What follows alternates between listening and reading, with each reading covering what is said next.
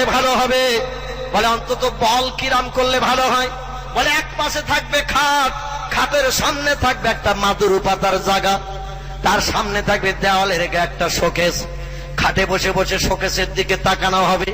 বাঘ আছে পিছনে, কাছের ভিতরে সামনে আছে হরিণ, পিছনে আছে এমন করে বাঘ, সামনে আছে খরগোশ, পিছনে আছে প্রজাপতি, সামনে আছে ফুল, পিছনে আছে বিড়াল, সামনে আছে ইঁদুর। শোকের পিছনে সব সাজিয়ে রাখতে হবে, দেখতে কত সুন্দর দেখাবে।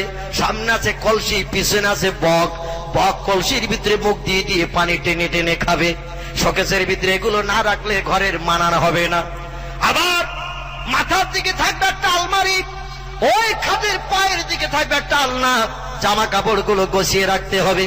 দরজার পাশে একটা জানলা থাকবে, জানলা ধারে টেবিলে থাকবে বৌমাটা, জানলার পাশে টেবিলের